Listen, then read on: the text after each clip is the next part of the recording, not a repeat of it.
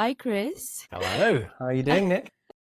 I'm doing great. How are you? I'm having a good day. Having a very good day. Preparing for a storm. There's a storm about to come through, so we've been clearing all the loose things out of the garden. Right. Okay. Well, I hope it's not going to be too bad.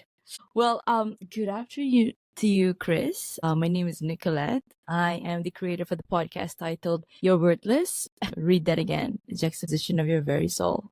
First off, thank you very much for saying yes to be interviewed today. I think we tried scheduling it a few months beforehand, but life happened. Life Well, but we're happens. Life happens. It does yeah. indeed. Yes. And now we're here. So yay. And anyway, time is an illusion. So um Deep. Straight away we get into the deep stuff. I like it. yes. Sorry, yes. That's the whole reason of the essence of my podcast. But for our listeners today, allow me to give them a bit of introduction about you before we get right into the conversation. So, hello everyone. We have Chris Fenning here. Chris makes it easier for us to communicate at work. His simple methods help experts talk to non-experts, teams talk to executives, and much more. Chris's practical methods are used in organizations like Google and NATO, and have appeared in the Harvard Business Review. He is also the author of multiple award-winning books that have been translated into 15 languages. Wow. He's here to teach us about the practical ways to be clear, concise, and especially how technical professionals can communicate better with business stakeholders. Whew. Okay, communicator. So, Chris, before we go into the deep stuff, so can you share with us what was it like growing up as Christopher Fenning? Wow, there's a very broad question. How can I give a clear, nutshell-like answer? It was a little complicated, which I think most childhoods are. I didn't have the one family, one location for 18 years, and then I left home. By the time I'd left home, I'd been to two different boarding schools. I'd lived in two different parts of the country. My parents had split up. I'd lived with my grandparents, and after sort of being away from family at boarding school, I didn't have a close network of friends at home. So during the Right. holidays, it wasn't play with your friends because I didn't know the people in the areas that I lived. So I started working at a fairly early age. From the age of about 13, I was either at school or I was working. And that sort of set the tone for the next 6 years. It was work and school and work and school. And then I discovered that there was fun to be had as well. And after leaving school, went to university and enjoyed having a slightly more stable group of friends and connections that came with sort of not jumping about all over the country all the time. Well, when you said that you started working early at age 13, and I guess is it wrong for me to say to sort of like I would say assume, I know it's too early to say that, but then because of your exposure to I don't know, just people in general, that's actually one of the building blocks of what you do now at this very day. Could you say that? Because for It's an me, interesting question. yeah. Great, please go on. Go on. Yeah, because for me, I've also, since I was a kid, my dad has always asked me to, I well, I come from quite a normal background, so family not well off, but dad has always said, okay, education is key to changing your life. So it's study, study, study, and then you got to earn your own for you to buy or whatever thing that you want. Yeah. So I jumped into the corporate world when I was 19, and everybody else was still in, I don't know, doing their foundation and undergraduate. So I was working at the same time, part-time study. So I would say that allowed me to be open in terms of the people that I'm talking to. Also, it's all I would say formidable years to get to where I am now. I'm still learning. Like I even doing this, if interviewing people, it takes a lot. It takes It does. We never yeah. stop learning. So anyone who thinks, Yes. okay, I've left school, I've left university, I'm done with learning, Correct. you're going to have some hard lessons through life. Yes. Because Yes. it's like when you get a new fridge, you have to learn what the settings are for it, or a new TV, you have to learn a new remote. There's small things all the time, but Exactly. our careers and our lives never stand still. If we think I've got a job, I've got a skill set, and I don't develop, you're Yeah. going to be out of date and obsolete very, very soon. Yeah. Yeah. And I don't know what was it for you? Like, how did you find that knack of talking? How what was it like? Well, Yeah. I never had a problem talking. I think everyone who's known me since I was able to start talking would say I've never had a problem talking and usually do it too much. Same. I've Yeah, and there's a big difference between talking a lot and communicating well. So a Yes. few Yes. moments ago, Yes. you asked what did my job have? What kind of Yes. impact did my job have? That's And right. the job combined with living with my grandparents, those two things Mm-hmm. happened at the same time. Working early and living with my grandparents exposed me to different generations, different groups of people that I suppose most teenagers don't get a lot of exposure to. Yeah. I worked in a children's theme park and a pub. So I had people who were drinking as adults, and I had people with young That's kids who two needed to sides of find the a toilet. spectrum. Yeah. Yeah, very different groups. And then I had the church groups with my grandparents, where they Mm. would do things like there's a program called Meals on Wheels, where meals Ah, are cooked and delivered to the elderly or people who can't get out of their home. So hot food right. is delivered a couple of times a week. So I Mm-hmm. would go with the drivers and be the delivery boy, or I'd be in the kitchen helping to cook, or I'd be serving at the monthly lunches where people would come in and we'd serve at tables. So I Mm-hmm. got a lot of exposure to a generation that was two generations removed, hundreds of people who were much older than me, and Yeah. must have absorbed some of the wisdom there. I was certainly taught respect through that, Yeah. and that respect helped me communicate with adults when I Mm-hmm. was still a child, 14 years old, working in a children's type theme park, giving Yeah. answering questions for adults.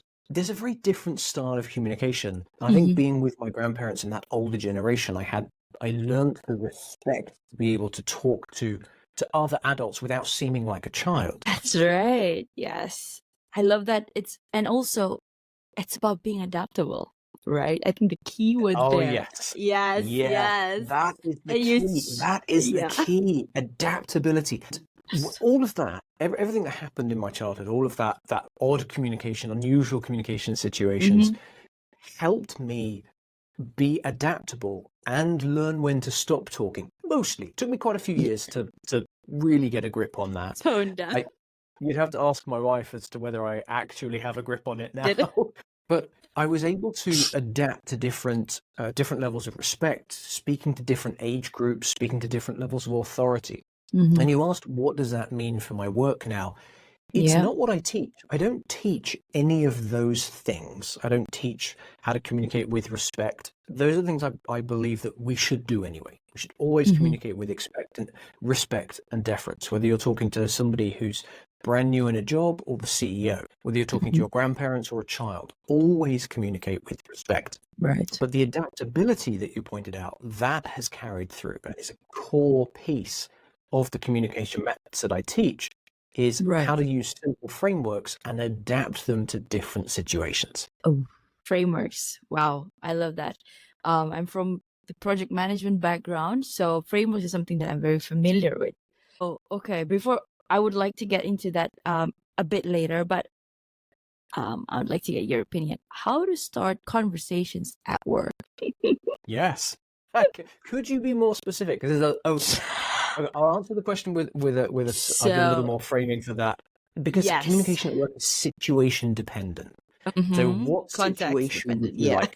like? Yeah. What situation would you like me to answer that for?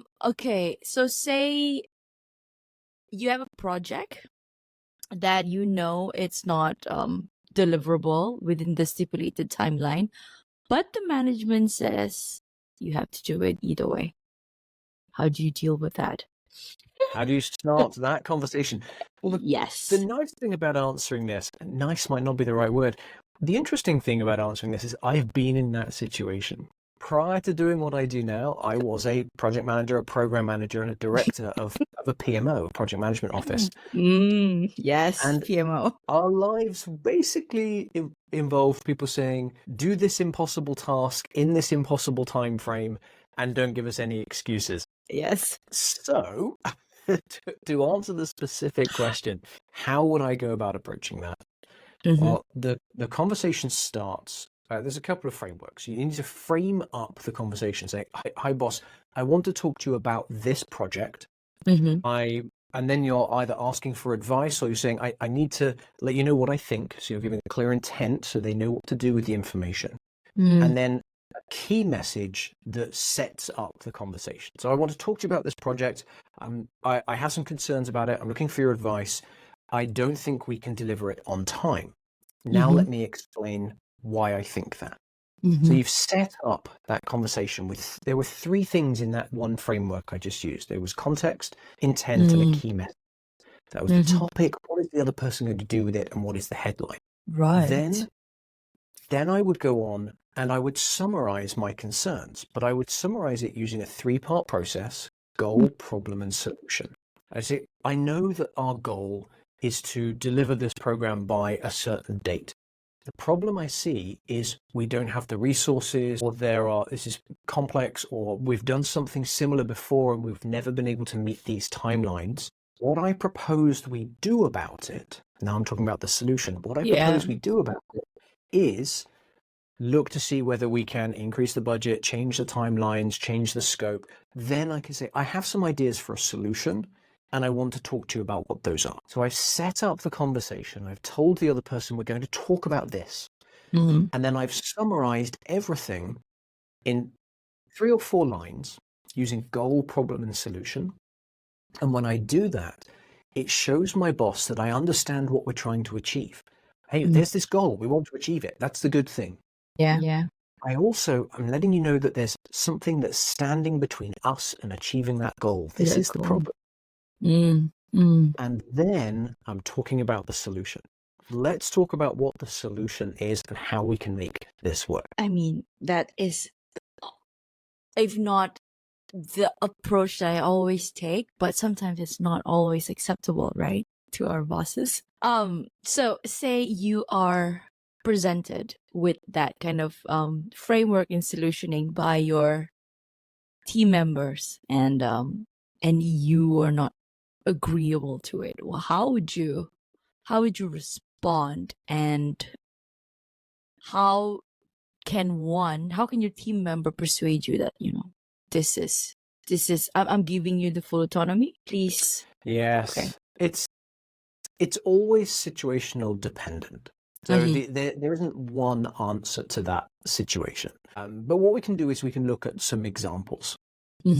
So if someone has come to me and they've used goal, problem, solution to summarize the situation, first of all, I have to check, have they said the goal in a way that I understand and agree to? And if they've said, our goal is to deliver this part of a project, I might say, well, actually, our goal is to deliver this bigger thing of which your project is part of. So I may adjust the goal to provide extra perspective. Or I might go, yep, okay, I understand the goal and we're on the same page. And they say, the problem is we don't have enough time to do it. Well, I could then explore, well, why don't we have enough? So I can begin to ask questions. Say, well, you say we don't have enough time. Can you help me understand why? What is the evidence? What have you done to calculate? Thinking project management approaches, have you done your critical path? Have we done a resource allocation? Maybe there's something we can do about it, which means we're then moving into the solution part. So as the manager, I would clarify that I understood and agreed with each part of their message. And then I would explore the options for what to do about it. There are very few occasions where it's impossible to change something. And in the scenario where the team has come to me and said, we cannot do this thing, my job as a manager is to solve that problem for or with them. And so I have to go to my leadership and present that message and say, our goal is to do this. The problem is this. The solution is I need more time, more money, more whatever, reduced scope. And so I'm using the same framework and using my position as a leader of that team to shield them, and to help solve that problem. So I turn around and use that with my leadership. Perfect. So this became a PMO slash communication 101 episode. I love it. So Chris, are you going to use the same framework when you're summarizing something? So say, okay, I got another question. Say I'm about to go into, say, for example, you're a coach, you're my coach. So I'm about to go, okay, Chris, I have this idea. Then I want to take it to Dragon's Den. How do I summarize it? Oh, you could do the same thing. You could use. There are lots of ways to present an idea. So I'm going to start with a caveat. Okay. When you're on a stage speaking and presenting, often you want to start with a hook, something that grabs the audience, gets their attention. Just like if someone's scrolling through social media, the first few seconds of a video or something needs to grab your attention. And then you need to explain the topic. So assume that you've got your stage speaking stuff and you're very comfortable with that. Selling your idea on Dragon's Den or Shark Tank for anyone listening in the US, goal, problem, solution is a great structure because it's simple, short, and understandable. Hey, dragons, there are mums pushing pushchairs and dads, mums and dads, but I'm saying mums because there was a particular product I have in mind. But parents pushing pushchairs with young children in the winter. Their goal is to keep their hands warm and be able to wipe the noses of their kids while they're pushing them around in the pushchair. The problem is parents have to keep taking gloves on and off, and the hassle of that means they don't wear gloves and their hands get cold. As a solution, I've designed something called mummy mitts, which are gloves that attach to the handlebars of the pushchair, and you can just slip your hands in and out of them. You don't have to worry about dropping your gloves or anything else. And that's goal, problem, solution. And it's a real product, and it got a ton of investment, and it's now available for sale all around the world. And it was that: state the goal. What is the end user, the customer? What are they trying to achieve? What is the problem that is stopping them from achieving it or making it difficult for them to achieve? And then your solution is how that problem is overcome so they can achieve that goal. And you can start with it in 3 lines to tell that whole story, and then you can expand on each part as much as you need to. Wow. You are really good at what you do. So I am sold. I'm like, yeah, I was already imagining that particular product. I mean, I haven't watched. I don't know if it even went into Dragon's Den, but I'm pretty sure yes, because there's this thing called Dragon's Den and elevator's pitch, right? And it's about making your messaging concise, having a hook, and then concise and telling the audience or whoever it is that you're pitching to, what do I need from you? Support, money, time, whatever. And but you can't, now again, me thinking, you can't really apply that to, you can, I guess, to relationship, right? But we're treading very carefully. Yeah, exactly. Here. As long as it's like it's super clear, right? Yeah, like okay, in a professional setting, and that's fine. But you can't say that too. You can, provided that you know, the consequences if you say that to your partner. Yeah, absolutely. So I've got three things I want to say here. One is my wife will sometimes say, "Don't you dare context intent key message me." One more time. So it's not for every time. Yes. The second thing is there's always value to clear communication. So if you structure your message in a way that the other person understands, it's going to be beneficial. And the third thing is I'm not qualified to give relationship advice. I have one. I'm very comfortable in it, but I couldn't advise other people. However, professionals who do have told me that these methods can help in some situations, particularly when you're trying to, when you're having a conversation that's very heated. If you want to be able to take the emotion out, you can use a framework to structure a coherent message so that you can at least get your point. Yeah. I love that. That's like the universal mold. Again, situational dependent, context dependent. Yes, it always is. Yeah. Communication. This is why I don't like the phrase communication skills. Mm. And I really don't like it. And I think that employers cause themselves a problem and cause all of us problems when we try and apply for jobs because they put in their top 5 must-have skills. There might be a particular, for project management, Ah. you must have the ability to use Microsoft Office. You must have project management certification. You must have team leadership experience. You must have communication skills. Well, which ones? Because I know someone who is excellent at reading body language. They can see somebody and tell you everything about what they're thinking, but they are terrible at giving a presentation. I know someone who's really good at de-escalating conflict, but they're rubbish at negotiating. Communication isn't one skill. Communication is an event where 2 or more people are exchanging information, trying to come to some kind of an outcome. Communication is a situation, and every single situation requires a different level of skill for different techniques and methods. And so we shouldn't talk about communication skill. Oh, you're a skilled communicator. At what? Yes. At engaging On with what 3-year-olds? aspect? Or at Yeah, negotiating exactly. nuclear arms treaty? Like, which one? There's a big True. difference. That is so true. Yes, yes. And you were saying that, yeah, you're also communicating with your kids or the security guards or, I don't know, your banker, your doctors, and all those things, right? I, it- I like communicating. Again, having done all of this and having been talking to a lot of people out there, it always it's essential, but it's also very, very important that you again you talk or you communicate. Again, yes, talking and communicating, communicating with an outcome and not just communicating for the sake of communicating, just to sound that you are. Yes.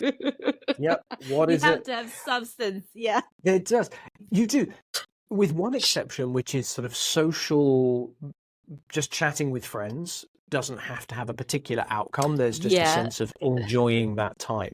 that's But at right. work, Mhm. oh my gosh, at work is transactional. And let's go really specific. Meetings. We'll give an Mhm. example that if anyone listening to this changes their behavior because of the next 60 seconds, their jobs will be easier and people will like working with them more. Just by changing Mhm. this one thing. If you schedule a meeting, make sure the meeting has 3 things: a topic, a purpose, and an output. And you don't start a meeting until you can state in one line, this is the topic, we're talking about Project Everest. The purpose is we need to do our risk planning. The output is we will leave with a list of our top 10 risks. That's the Here. purpose and the output of the meeting. 3 lines. You've then got your introduction. You've got your invitation. Well, invitation first. You can invite people. You can then evaluate, do we have the right people to deliver this output? Mhm. And then during the meeting, you can measure whether or not you're going to achieve the output. Mm. Because you can say, we're halfway through the meeting. Do we have And 5 nothing. items on our Yeah. list? Do we have at least 2 risk or 3 risk stated? Exactly. So you're talking about outcomes and outputs. When we get specific for meetings at work, have a clearly defined output, which is something that can be written down or printed out, and that will make all your meetings much more effective. And the key, and another one we could add is to have what do you call that? Plank meeting. So it's faster. We get things done across, and everything that you want to achieve, or well, most meetings can be done through an email, right? Like A lot of them can. yeah. If it's delivery of information, yeah, that can be an email. A meeting is a bringing together of multiple minds That's to right. achieve, to solve a problem, to achieve something. And that Yes. achievement could be solve a problem, create a list, make a decision, etc.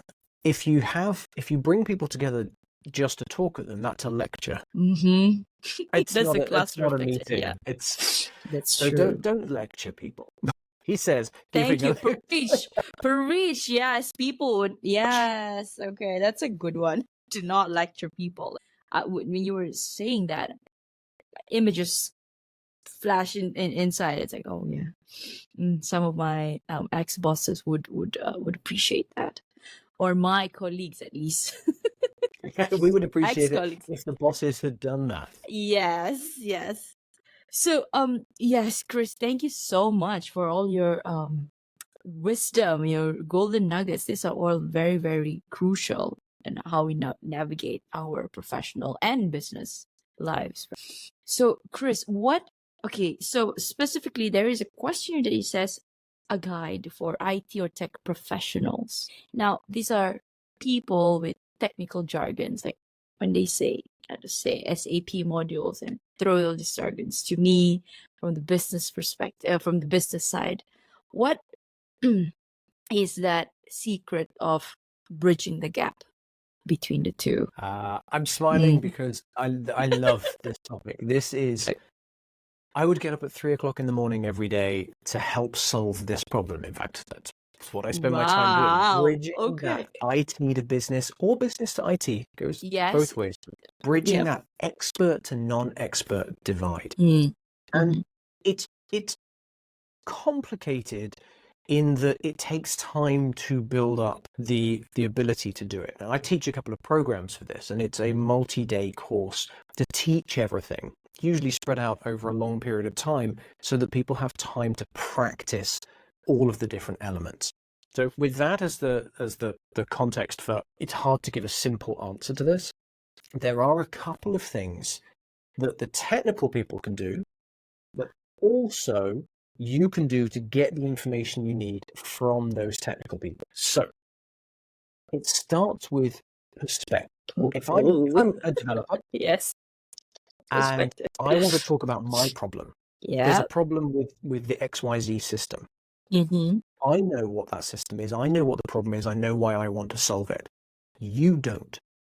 To be able to make a connection with you and for you to care about my problems, Oh, yes. Yeah. I need to be able to make it relevant and relatable for you. And I can only do that if I start thinking about your perspective. Do you care about my engineering technical system? No. Do you care about the impact to the business, to the project, to the customer? Yes. So I have to change my perspective to explain my problem from where you're sitting. So instead of saying there's a problem with the JSON and the data warehouse has got blah, blah, blah, what I could say is there's a problem with customers accessing their data in the, and by changing the perspective, it helps me strip out system names, technical jargon, and so on. And that is, if that was all people did and just communicated from the perspective of the audience, communication would be clearer.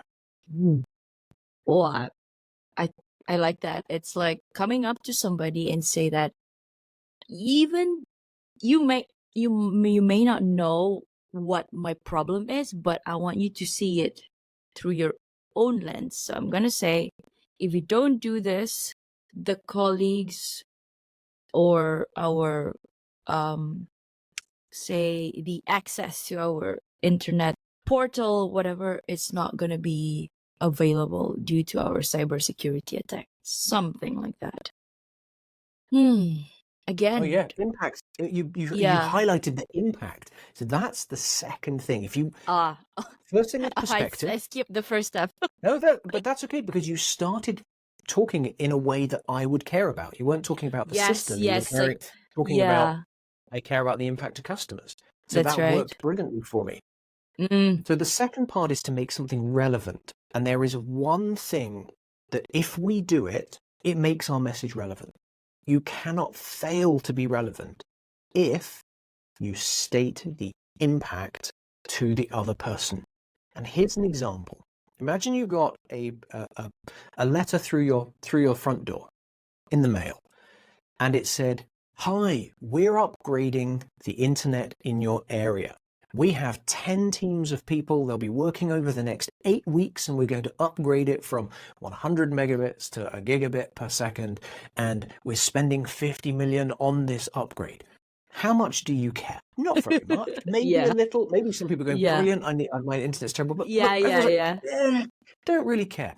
Okay, now imagine you've got a letter through your letterbox that said, hi, we're upgrading the internet in your area. Your road will be closed for 3 days next week while we put in new cables. Oh How shoot! much I do gotta you find care an now? alternative route. And why do you care? Because there's an impact to you. And who cares whether there's 10 teams doing it and we're spending 50 million? Yeah. I care that I can't access my house for 3 Ex- days. That's the exactly. problem. Hmm. Impact. And it's not impact to the company. It's not that we're spending 50 million. That's the impact to me, the internet company. It's Yeah. the impact to you. You can't get your car off your driveway or you can't get into your parking lot. Yeah. So, perspective of the other person and how does your message impact them?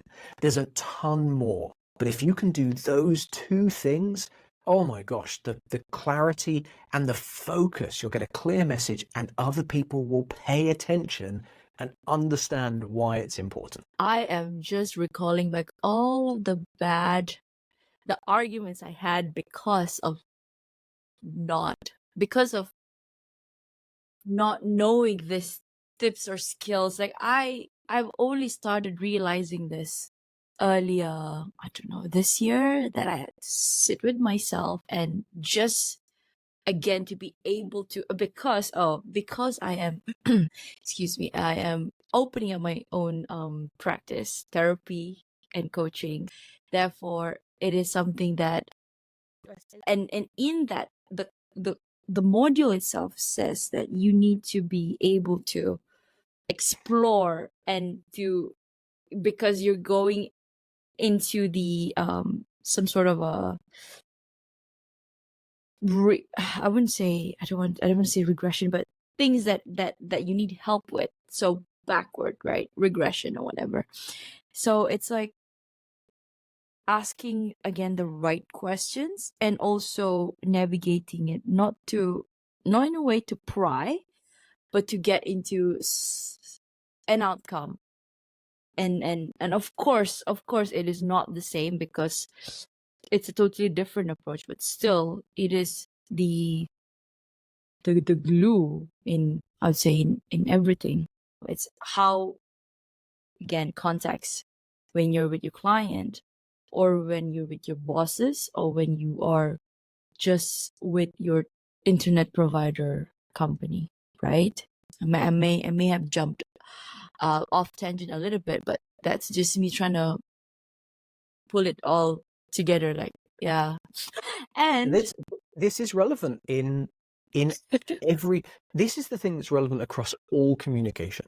If I yeah, communicate from my perspective about me, yeah, people will care less about that.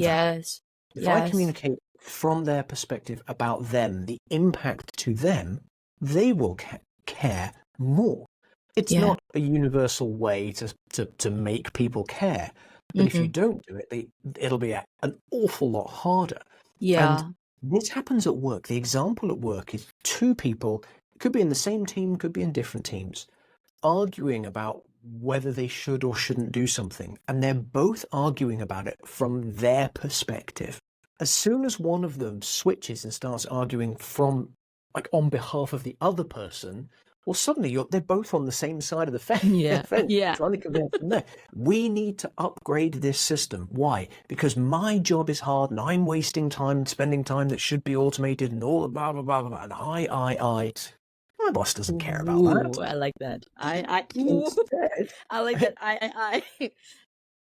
it's terrible. It's Yes, not the right again. way to do it. Instead, it's, okay, I know I have this problem, but boss, we as a team, we're back to goal, problem, solution. Our goal is to be efficient as a team. The problem is our software means we have to fully manually do every report every week. And we as a team are spending 10 hours a week on reporting. As a solution, can we automate it so that you get 10 hours 10 hours a week of team time back to do something else? We can do other projects. We can have fewer contractors. We can reduce the budget, deliver stuff faster. So suddenly now I'm ticking all those boxes that the boss cares about. Yeah. because I'm explaining my need is I don't want to do manual reports for 10 hours a week. Their need is to maximize the efficiency of the resources. That's right. So make the case from their perspective. What is the impact to them? What is the impact on the effort and the outcomes? And now we're getting down into some of the real meat of how to present any topic in a way that anybody understands. And that's by converting it into the universal language of effort and outcomes. Can you share that with us? Oh, I don't know. What's it worth? Some a summarized version, at least, Chris. Absolutely. Absolutely. So a little while ago, you mentioned jargon being a problem. Yeah. So I'm going to go on a tangent. I'm going to come back and I will explain what efforts and outcomes are. I'm going to start by saying jargon is often labeled as a problem. I don't believe it's a problem. I think jargon is epic. It's brilliant. It's necessary for us to do our jobs efficiently. Two accountants talking to each other, they use the expert language from their job so they can communicate quickly and efficiently and effectively. That's right. That's right. Yeah. Jargon is only jargon That's a good one, yeah. when you're talking to a non-expert. So jargon is excellent. Without it, we'd all be slower at our jobs. Yeah, that's true. The key is not using your expert language when you talk to a non-expert. So instead, you use simple language. Instead of saying the XYZ system, instead of saying like the JSON connected to the data warehouse with the API layers, you'd say the sales system. Like you'd name what the other people call it. But then when you come to pitching an idea or making an argument or making a case for something, you can't use detailed expert language from your expertise because the other people usually won't understand it. So instead, you use effort and outcomes. If we want to achieve this goal, I think we can do it if we spend this much effort. And if we spend this much effort, we will get these outcomes. And there are actually a finite number of categories in each one. So in my comms training, this is the only time I give people actual words to say. Because every situation is different. Your job is different from mine. You get 100 project managers together. They're all working on different projects, different organizations, different situations. Everything is different. But in this case, effort is time, money, resources, physical energy, and mental energy. Everything we do at work can be summarized as that. And yes, there's an argument for time is money, but we need to be able to differentiate, and we actually care about time and money differently sometimes. So all effort is these 5 things. If you have an idea and you're trying to get my support for it, tell me what effort is involved for me or for the customer or for someone else. This much time, this much money, these many resources. Is there amount of physical energy and amount of mental energy? And then the outcomes, there are 9. I've got to see if I can remember all 9 now. So we've got financial outcomes, speed outcomes, efficiency outcomes, safety, compliance, quality, satisfaction, reputation, and engagement. Everything a company does fits into those 9 outcome categories. Not all of them all the time. Sometimes there's just a financial outcome. More money, more cost, less money, less cost. Speed outcomes, faster or slower. Quality outcomes, better quality experience, lower quality. Reputation gain or loss for the organization. Customer or employee satisfaction or dissatisfaction. Those are the outcomes. And you can pitch your idea in terms of outcomes and effort without ever talking about how your idea works. Wow. That just unlocked something. Like, I'm going to apply that. Is that trademark to you? I'm currently writing the book on it, and the working title is Relevant, Relatable, Jargon Free. Nice. Effort and outcomes are part of it. This is what I teach. I spend time in companies teaching this, and there's a framework and a decision tree. So you can literally translate something from an incredibly technical topic into a pitch or a presentation that doesn't mention technology even once. At all. Doesn't mention it at all. I was in South Africa. Please go ahead. No, yeah, sorry. I know. I love that because I could even use that as my marketing pitch. Effort and outcome. And like how am I gonna vision my own therapy? Wow. I mean, where It's can I get applicable. It's those? universally applicable. Exactly. Where can I get those the things that you just mentioned? I mean, it all made sense to me, but just I I didn't have my notebook right now. I was about to write it, but Listen back. Listen back. You'll get them. okay. Yes, Um, yes. Okay. for, for All anyone four. Yeah. for anyone who wants, though, I have a course so that you can buy my online course. You can, of course, come and hire me to teach this one-on-one or within a team or organization. That's what my business is. I teach this stuff. But I'll run through Yeah. them again now slowly so that if anyone else is sharing that idea of, oh, what are they? It's this: effort and outcomes. And the effort is time, money, resources, physical energy, energy, and mental mental energy. energy. I'll give one example to help tie that together. Resources could be, I'll give a couple of examples. Resources could be like wood or metal or widgets. Resources could be people. I don't like that, but companies would say, I have 20 project managers in a team. That's 20 resources. 3 of them are used on one project. I have 17 left. So sometimes people are, I don't really like it, but it is used. And when it comes to the physical and the mental energy, if I'm doing a piece of work, let's say I run a team of people fixing holes in the road, and they have to dig holes to then fill them. They dig out the hole and fill it up. We then have a drought, and it's harder to dig the holes. It takes more physical energy to dig the holes. It doesn't cost more, doesn't need more resources. It may take more time, but it definitely takes more physical energy. They work harder to achieve the same thing. If I'm a coder and I'm doing a piece of code and then suddenly it throws an error, my piece of work got mentally harder. It's a harder problem to solve. I may have the same time constraints, but it doesn't take any more money, but my brain is working harder. That's why they are differentiated. Any questions on that before I go into the outcomes again? Crystal clear. Okay. Oh, nice. That's good. That means I'm doing my job well. The outcomes, and there are 9. See if I can do these at 9 again. And I don't have them. I can't see them. They're not on a list next to me. So financial outcomes. Yeah. Speed outcomes. We're faster or slower at doing a thing. Efficiency. We can do it more or less efficiently. Safety. Compliance. Are we doing it within the rules and within the laws? Quality. That's the biggest one. Quality has a lot of things that can go into that.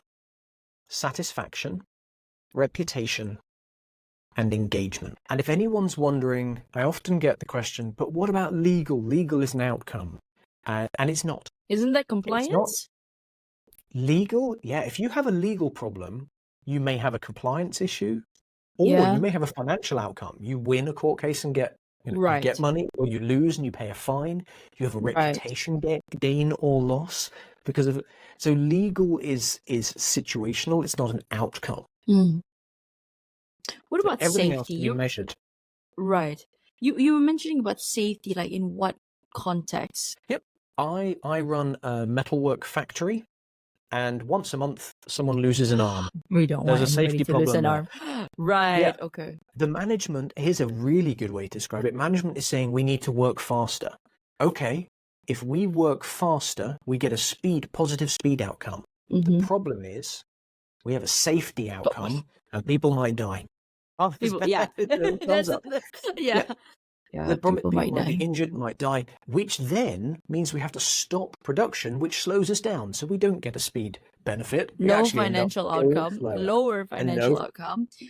yeah. And compliance because of your health and safety is not adhered to. Oh, yeah. No. Yeah. It's a Can I big add one extra thing that yeah. might blow your mind just a little bit? I'm going to start with a question. Have you ever been told to progress in your career, you need to be able to think and communicate strategically? Somebody telling me that? No, but I often like to tell that to me at least where I want to go. Oh, okay. So you've not heard it Yes. from others, but you know that's something we need to be able to do. Well, what I've given you today is the core essence of strategic thinking and strategic communication. Whatever topic you want to talk about, if you use the other person's perspective, you're thinking about business, customer, and expert. If you think about impact, You're thinking about impact to the business, to the customer, to the employees. And if you can express that and say it in terms of effort and outcome, if you consider each one of those 5 efforts and 9 outcomes, if you consider them, you are thinking strategically. Wow. So, and you're saying that I can use all of that for me to carve out the trajectory of my career or Oh yeah, my because if you can't do business. this, you won't. You, if I always present an idea from my perspective, and I just talk about money all the time, I say it's going to cost this, it's going to cost this, it's going to cost this, then I'm not thinking about the impact on reputation, on compliance, on safety, on efficiency, and I'm not thinking about what it means for other people. I won't be able to persuade the head of finance if all I talk about is customer satisfaction. Customer satisfaction is critically important. But if I can't tie it to money, the finance officer is not going to be on my side. So I need to think about all of the different things. I don't need to talk about them all every time. I'm not saying when you pitch an idea, you have to talk about all of the 9, but you do have to think about them. And then when you're talking to your audience, think, which of these 9 outcomes do they really care about? And can I tie my idea to it? Because if I can, I'll get an ally. Yeah. I might care about efficiency. Yes, that's the key there. An ally. You need you Ally. need a supporter. Yeah. Yeah. You want to persuade a room full of people. You want to persuade the board, Exactly. your boss, the team to do something. Yeah. Can you convert your idea into efforts and outcomes that they care about? And if you can, you stand a much better chance of getting your idea across and being supported. It's not a guarantee. It might be a Yeah. terrible idea. Yeah. It might be an absolutely terrible idea, but at least they will understand it. Wow, that's amazing because you can do that with investors. You can do that with your team, your own team. Say, okay, we need to up our turnaround time for replying our customers or whoever, right? You can that is truly universal. Wow. Thank you. Thank you very much, Chris. I will that I think this is it came at the right timing because I am figuring out certain things for my practice, and of course that involves marketing or even coming to whoever that's I'm gonna be pitching to. Well, I'm gonna be pitching to my own dad because I need him to be on my side because I've been in a 9 to 5 for all my life, so now I'm moving on to my own thing. So he was like, "Are you sure?" I am sure, but I need to, I need How to. do you present Yeah. that in terms of, from his perspective, and what are the things that he's most worried about? Is he most worried about your satisfaction? In which case, Dad, I'm doing this because the outcome is such an increase in my satisfaction. I will have to put in more time. For a while, I will earn less money. But in the end, Yes. I will get more money, more time to do my own thing. I will have the flexibility. My quality of life will go up. You can pick the pieces, as long as they're true. This isn't about manipulation, Yeah. but you pick the Yes. pieces of your story that match the things the audience cares about. Wow. Thank you, Chris. Ooh, I love that. It's like the universe is speaking to me through all my guests. I am learning every day. This is why I love doing this. Okay, Chris, what is next for you? Next for me is finishing the book on what we've just finished up talking about. I'm going to continue teaching, working with people one-on-one, working with universities and companies, but finishing this book. This is my flagship book for the year, and will be, I believe it'll be the most helpful thing that I've put out into the world. And these other books that are behind me, the first one, You're still 39 gonna Ways, create. Effective Emails, they make a big difference. But this one that's coming this is the big one. This is the one that I think will get so many people unstuck and enable them to get their ideas out from where they're stuck inside into a structure that anybody will understand. Whether they're pitching for investment, trying to get their father's approval, coming up with an idea within the team. this is going to make a big difference. So getting that book out and teaching it as much as I possibly can. So if anyone listening would like to be taught or have this for their teams, please get in touch. I will teach this stuff every day and do it with a big smile on my face. Wow, you love what you do, and I love that. And I have a feeling that book is gonna blow up. I hope I'm so. rooting. We'll see. I need to write it first, but yes. When do you expect it to be published? It should be at the end of the year. December is the target. There's already a course and a program available for it, but the book itself takes time. But I think the end of the year it'll be out. Okay, perfect. I look forward to that. So, Chris, few more questions. I know I booked you for an hour, but a few more questions. So now we're gonna pivot to a self-worth question because that's the essence of my podcast. So the question for you, Chris, today is: can you share any personal experiences or stories of self-discovery and how it positively or negatively impacted your sense of self-worth? Yes, my biggest self-discovery moment is something that I was unaware of at the time, and it was only hindsight and other people telling me that it happened. When I was 15, I was hit by a car. I was I was a pedestrian. I was hit by a car, and it was my fault, but it was a very bad accident. I nearly died, and at the time, I didn't notice any difference in myself. But the people who were around me pointed at that moment as being the point that I went from being a lazy, coasting through school, not putting effort in, not joining any clubs, not taking advantage of stuff, just being lazy. I went from being lazy to saying yes to every opportunity that came along. And it wasn't a conscious thing. I didn't say, oh, I have a second chance at life, I will go and do this. I just thought I was the same. But everyone who knew me said that I wasn't. That was the moment that I went from taking to just sort of taking and drifting to grasping every opportunity and giving back and volunteering and doing other things as well. So that was a big turning point. Oh, wow. I thank you for being honest and candid. That was something. It probably changed your life. It did. It did. Like, it did. Yeah. I mean, oftentimes there's always this pivotal moment that will steer us, whether we know it knowingly or unknowingly, right? And you're out here, Chris, doing great work. I love that. Well, thank you. Okay, Chris, what is your heart's greatest wish? My heart's greatest wish is that my daughter grows up in a world that she finds a place in. And whatever she does, that she feels happy and belongs. Thank you. Do you have a mantra that you live by? I do. I got this from my dad. And is it a mantra? Yeah, it's a mantra. Don't just talk about doing it. Do it. And this has been transformational. And it's not only helped me, but the people who I share this with. I had a friend who kept saying, I want to be a pilot. I want to be a pilot. I want to be a pilot. I said, well, stop talking about it and go and book a 1-hour flying lesson. Why? So, well, first of all, you want to be a pilot. So take that step. But more importantly, they came back from it and said, oh, I don't want to be a pilot anymore. I didn't enjoy it. It's like, and now you know.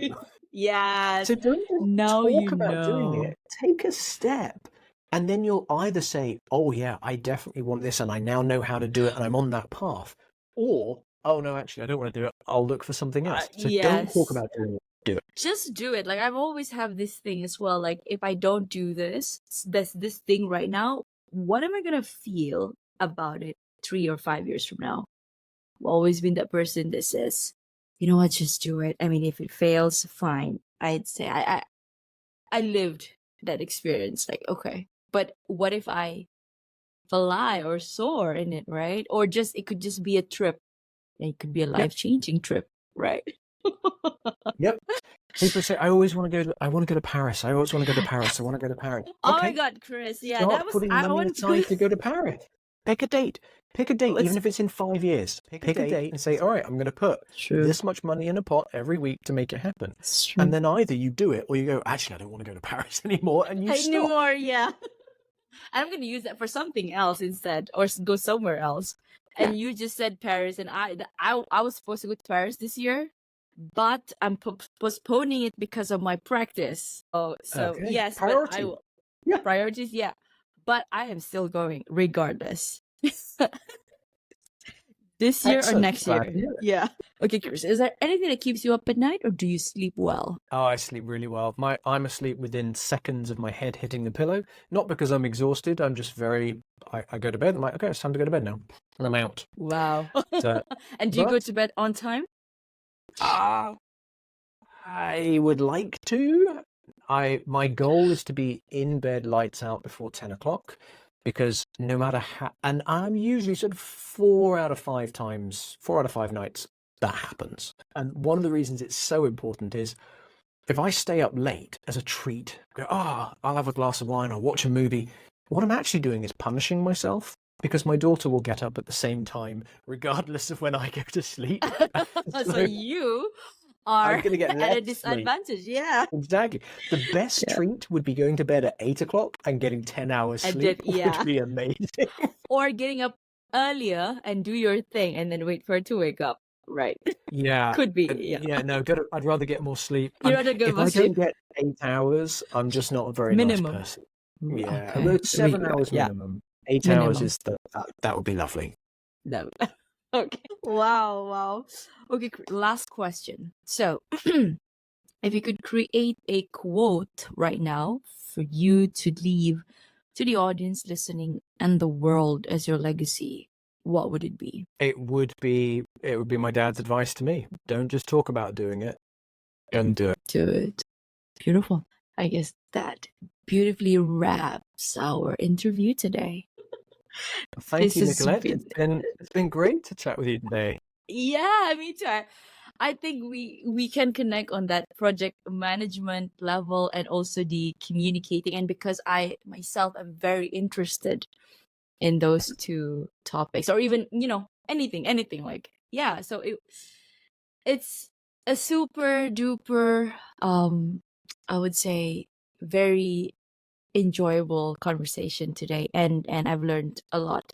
Some of it I've actually had it in my head, but you putting it out there like as a framework, and especially about the strategic thinking the thinking part. I like I'm the type of person that I would, before I do something, of course I would like to think, but then that was me before, like I like to control the outcome. But right now, okay, I have a direction, but I'm gonna let go and have it go with the flow, or let go and let God to a certain degree. But then you putting it into that I would say structured yet flexible, that I can use it on my daily life or my professional work. And I think listeners out there listening to this would be able to get that as well. I Get that help, hope so. yeah. And if that's what we've done today, that's a job well done. Yes. All right, Chris. So thank you very much for your time. When this airs, I will definitely tag you. We're connected via our social media, LinkedIn. Yes, we are. Yes. If ever I would need any other guests, we could hop on for another episode. And also, what do you have a message to all the listeners out there? Where can they reach you, or if they have any Yes. questions regarding your Absolutely. work? So my website is chrisfenning.com, Mm-hmm. and my social hangout is LinkedIn. So come and find me on LinkedIn, or come to my Social website hangout. and you can get it. That's my social hangout. I That's love where that. that's where I go. No, your social hangout. Yeah, that's true. Right? Yeah. Hang on. I was hanging out in LinkedIn. Well, thank you, Chris. You have been wonderful. You're doing great work. Well, thank you And very I'm much. It's rooting been a for real you. pleasure to be on the show today. Thank you so much, Chris. You have a great day. You too. Okay. Bye. Bye-bye.